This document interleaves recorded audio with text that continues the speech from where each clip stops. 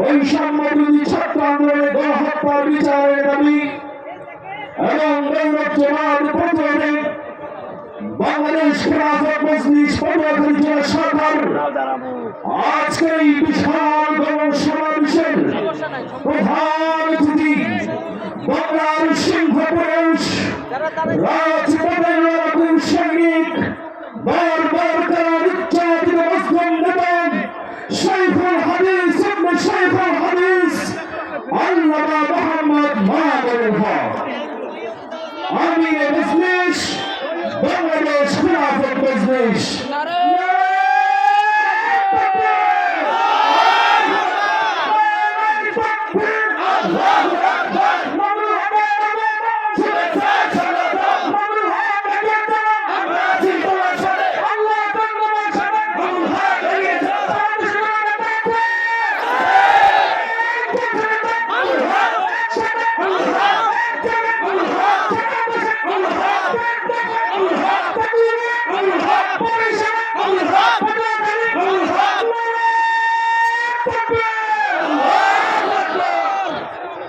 السلام عليكم ورحمة الله.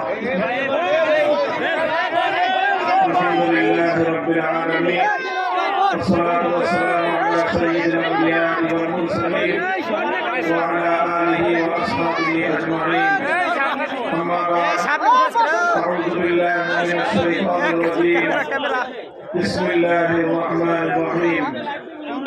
وعد الله الذين آمنوا منكم وعملوا الصالحات ليستخلفنهم في الأرض. صدق الله العظيم.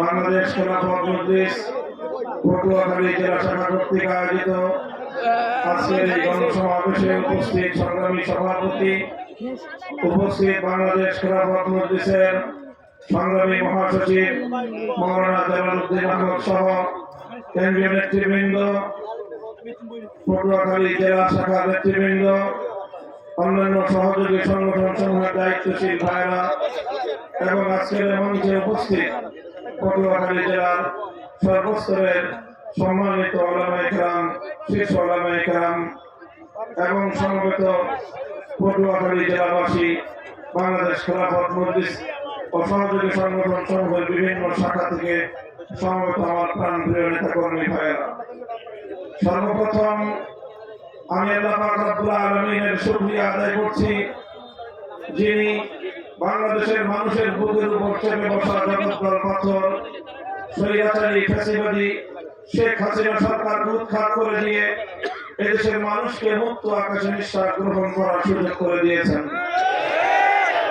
এরপরে আমি শ্রদ্ধা করে স্মরণ করছি দীর্ঘ সংগ্রামের মধ্য দিয়ে যে সকল প্রাণ বিসর্জনের মধ্য দিয়ে যে সকল বীর শহীদরা তারা তাদের জীবনকে উৎসর্গ করে দিয়ে বাংলার মানুষের জন্য নতুন মুক্তি এবং স্বাধীনতা এনে দিয়েছে।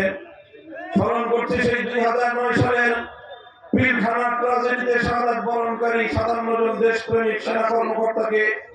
স্মরণ করছি 2013 সালের রাতের গভীরে তাহাজ্জুদরত শাপলা চত্বরের নবী প্রেমিক তৌহিদি জনতাকে তাদেরকে পাখির মতো গুলি করে গণহত্যা চালানো হয়েছিল শাপলা চত্বরে। স্মরণ করছি 2015-16 সালে বাংলাদেশের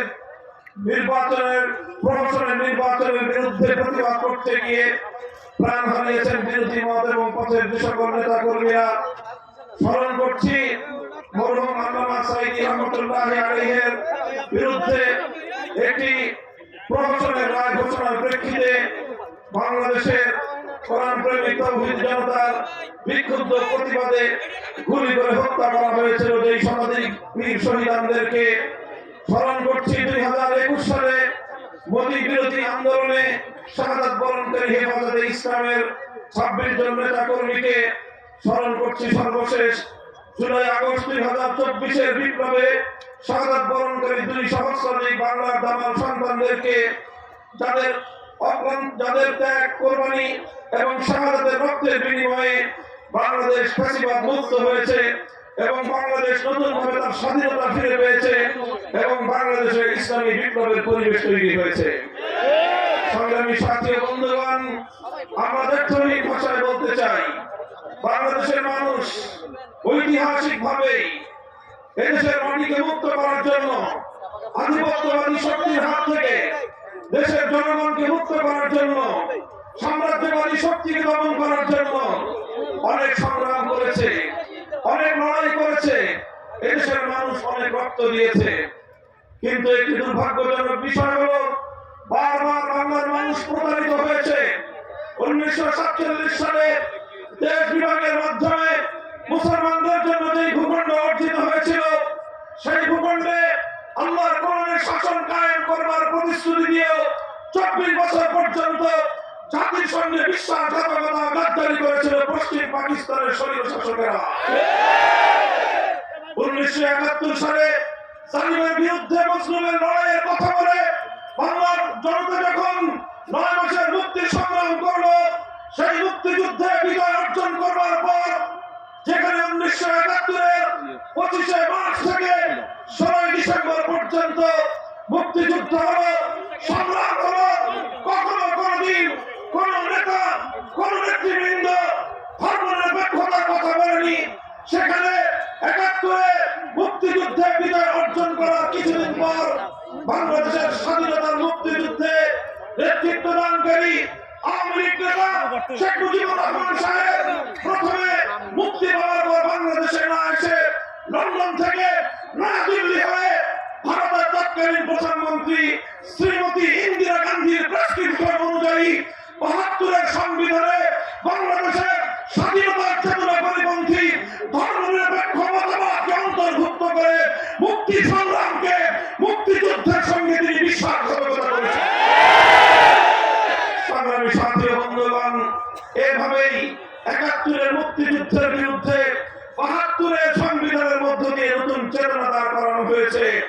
আর এভাবেই বাংলাদেশের মানুষ আরেকবার বঞ্চিত হয়েছে। ৭১-এর স্বাধীনতার চেতনা হাইজ্যাক হয়ে তার স্থলাভিষিক্ত হয়েছে ৭২-এর চেতনা।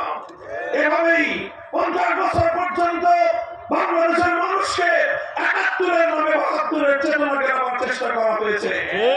যখন এদেশের মানুষ সেই নকল এবং ভেদাল আওয়ামী দুঃশাসনের চেতনাকে, বাকশালী চেতনাকে প্রতিহত করবার চেষ্টা করেছে, তখন এদেশের মানুষের বিরুদ্ধে স্বৈরাচারী ফ্যাসিবাদী সরকার নানা ধরনের জঙ্গিবাদী, রাজাকার ইত্যাদি ট্যাগ দিয়ে তাদের এই আন্দোলনকে, তাদের দেশপ্রেমী এই সংগ্রামকে দমন করবার চেষ্টা করেছে।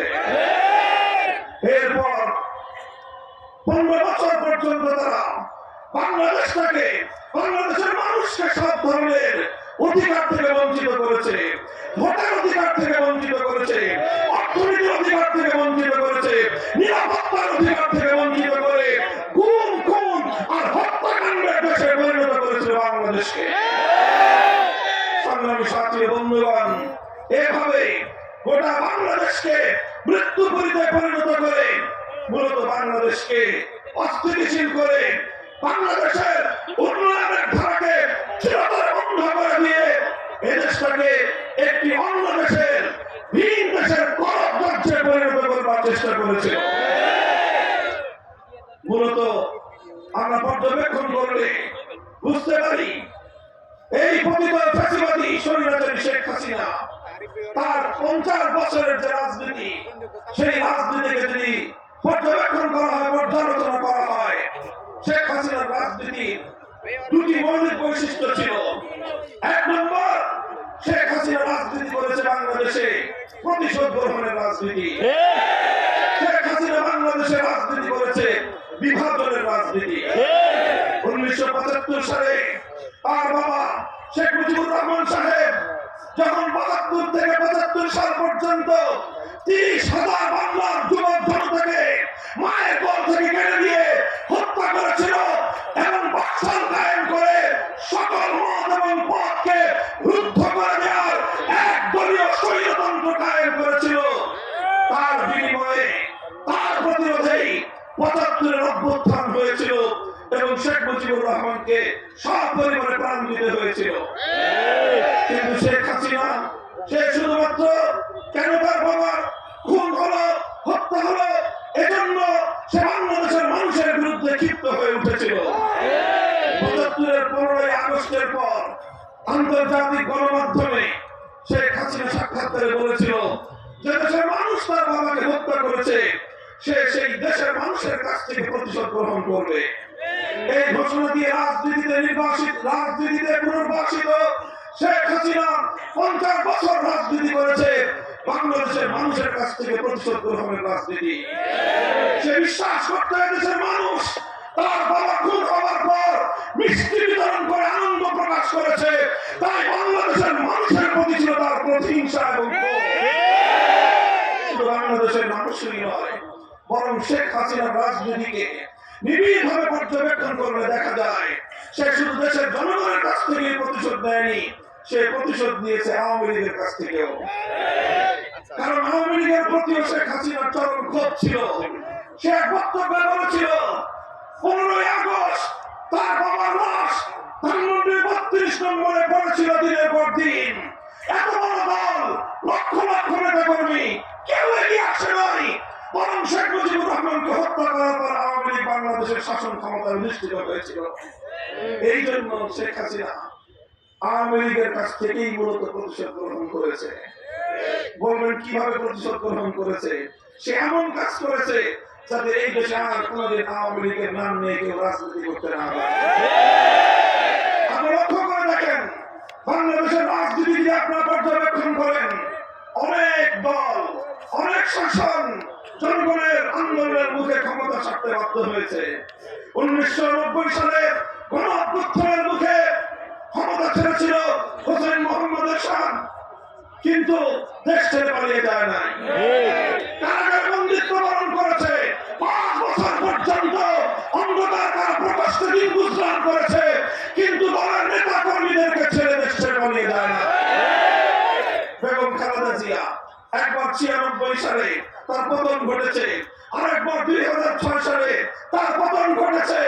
অশীতিপর বয়সে জীবন মৃত্যু সন্ধিক্ষণে বছরের পর বছর কারাগারের বন্দিত্বকে বরণ করেছে, দেশ এবং জনগণকে ছেড়ে পালিয়ে যায়। শেখ হাসিনার কাজটা করল কি? শেখ হাসিনা কাজটা করলো কি? এই ঘটনার 2 দিন আগেও, 5ই আগস্টের 2 দিন আগেও দম ভাবে বলেছিল শেখ হাসিনা পালায় না। এখন আমি পটুয়াখালীর জনগণকে জিজ্ঞাসা করতে চাই, শেখ হাসিনা পালায় না? পালায় না। শেখ হাসিনা পালিয়ে গেল, একবার তার দলের নেতা কর্মীদের কথা চিন্তা করে নাই, একবার ভাবে নাই নিজের ছেলে মেয়েকে আগেই দেশের বাইরে নিরাপদে রেখেছে। ছিল একটা বোন, ওই বোনটাকে বগল দাবা করে 14টা লাগেজ ভর্তি করে যা কিছু আগে চুরি করে পাচার করার তথ্য করেছেই, অবশিষ্ট যা ছিল সব লাগেজের মধ্যে ভরে হেলিকপ্টারে করে উড়াল দিয়ে যাদের পারপাস সার্ভ করার জন্য, যেই দেশের কৃতদাসী হিসেবে 15 বছর পর্যন্ত বাংলাদেশটাকে শোষণ করেছে, তাদের করে দিয়ে আশ্রয় নিয়েছে। আমি জানি না এরপরে আওয়ামী লীগের লোকজন কিভাবে এই ধরনের একজন ভীরু নেত্রীর নাম উচ্চারণ করে। লজ্জা থাকা দরকার। শুধু বাংলাদেশ নয়, এই সাবকন্টিনেন্টাল ভারতীয় উপমহাদেশে 100 বছরের মধ্যে শেখ হাসিনার মতো এমন ভীরু নেত্রী কোন নেতার অস্তিত্ব খুঁজে পাওয়া যাবে না। সে শুধু এটাই আওয়ামী লীগের কাছ থেকেই শুধু প্রতিশোধ দেয় নাই, দেশের জনগণের কাছ থেকে প্রতিশোধ দিয়েছে, আর আওয়ামী লীগের 12টা বাজিয়ে গেছে। এমন কাণ্ড ঘটিয়েছে, এই দেশে আর কোনদিন কেউ আওয়ামী লীগের নাম নিয়ে মাথা উঁচু করে রাজনীতি করতে পারে না। মাথা হওয়া দরকার। তোমার নেত্রী যদি জনগণকে ভালোবাসতো, দলকে ভালোবাসতো, দলের নেতা কর্মীদেরকে যদি ভালোবাসতো, হোসেন মোহাম্মদ এরশাদ, বেগম খালেদা জিয়ার মতো অন্তত বরণ করত, দেশ ছেড়ে পালিয়ে যেত না।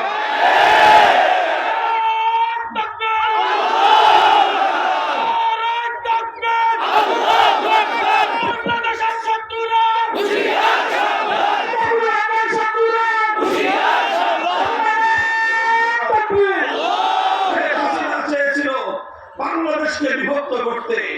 বাংলাদেশে তার রাজনীতির আরেকটা মৌলিক দর্শন ছিল বিভাজনের রাজনীতি। মুক্তিযুদ্ধের পক্ষ বিপক্ষ বলে যারাই তার বিরুদ্ধে প্রতিবাদ করেছে, তাদেরকেই সে রাজাকারের ট্যাগ দিয়েছে।